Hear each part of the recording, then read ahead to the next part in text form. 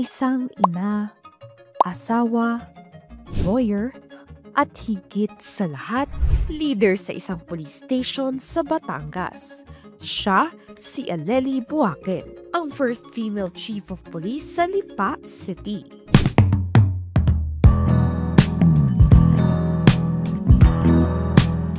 I am Police Lieutenant Colonel Aleli Cuyan Buaken, the officer in charge of Lipa Component City Police Station. I'm a graduate of the Philippine National Police Academy in 2011. And I also passed the bar in 2019, so I'm also a lawyer. I'm a mother of 3 boys. Talaga namang mapapasabi ka ng abante babae. Confident ako na hindi ko lang kayang gawin, kundi kaya kong higitan. Nakita ko naman, I have the experience, I have the knowledge, at kung ano man yung qualifications nila, nakuha ko naman eh. So, ano ba yung pagkakaiba nun? Sabi nga, success has no gender, service has no gender. So, yung mga accomplishments, yung mga kailangang i-deliver sa tao, walang gender yun.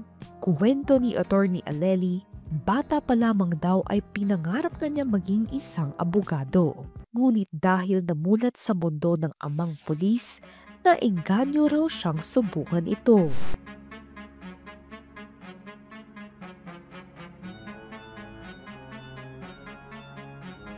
Nag-encourage na mag-take kami ng exam sa PNPA. Actually, 2 kaming nakapasok. Mag-classmate kami, yung kapatid ko. Tuloy-tuloy kami sa processing. So, nag-graduate kami 2011. Laki sa Baguio City ang pamilya ni Attorney Aleli. Loud and proud din silang miyembro ng isang indigenous group. Igurot ako, ibalo yung tribe ko, at practitioner pa rin yung family namin sa culture namin. Hanggang ngayon, nagkakanyaw kami and all. That kind of tradition would keep our family intact. And it's also a way for us to honor our ancestors and to continue our rich culture in Baguio City as a member of indigenous community. Matapos makagraduate, sa Batangas daw siya unang naasay. Sumasagi pa rin daw sa kanyang isip ang pangarap na maging abogado kahit na siya ay ganap na pulis na. Kaya naisipan niyang kumuha ng master's degree sa Public Administration sa Batangas State University at natapos niya ito taong 2014. Marami raw naging assignment si Attorney Aleli. Minsan na rin siyang naging parte ng Presidential Security Group ni dating Pangulong Rodrigo Duterte. So, sa PSG, iba-iba yung lugar na napuntahan ko. Napunta ako ng Davao, Pagadian, kahit ibang bansa. Doon daw nakakuha ng pagkakataon si Attorney Aleli na mag-enroll sa law school ng Arellano University. As part ng PSG, lagi akong may baon na libro. Kasi kapag aide ka, ikaw yung unang dapat na magising at maraming waiting time. Naantay mo yung principal mo eh. Tapos ikaw rin yung huling matutulog. So kapag nag-aantay kami, I took time before na talaga magbuklat ng libro. Tapos na-develop ko yung skill na kahit magulo yung paligid, si 130 nakakapagbasa ako. Eventually, ay natapos ko yung pag-aabogasya, yung law school ko noong 2019 at nakapasa rin ako sa same year. Kailangan talaga ng disiplina. You must be very, very diligent. Consistent ka dapat sa pagbabasa at hindi maiiwasan na may mga sakripisyo ka rin na gagawin. Sa pagpupulis din daw nakilala ni Attorney Aleli ang kanyang mister na dating kaklase sa academy. Yung last year ko pala, pregnant ako with my first baby. Nung kinasal nga ako kinabukasan exam ko midterms, pumasok ko.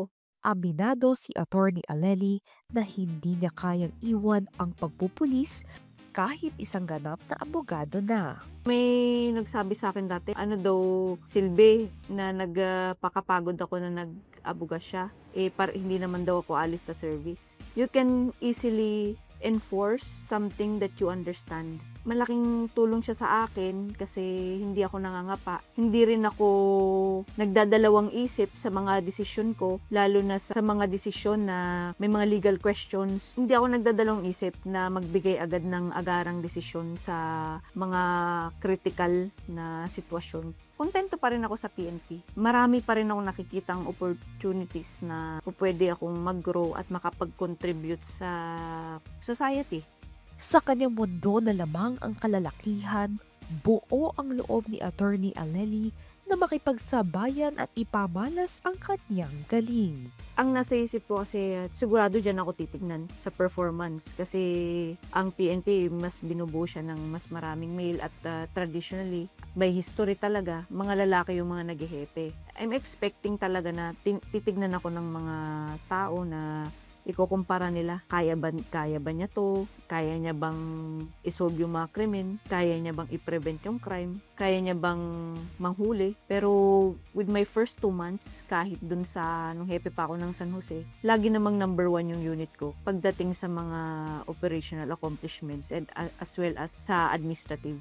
Hindi lang tayo pang administrative, pati pang operational na rin despite of having to take care of our family and our children.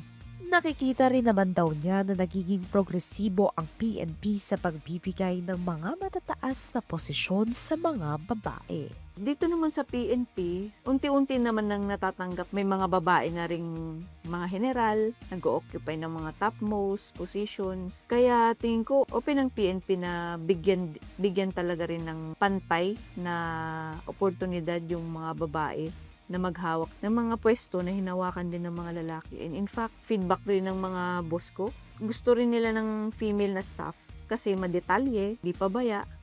Inihalin tulad din niya ang kanyang pagiging ina sa pagpapatakbo ng police station.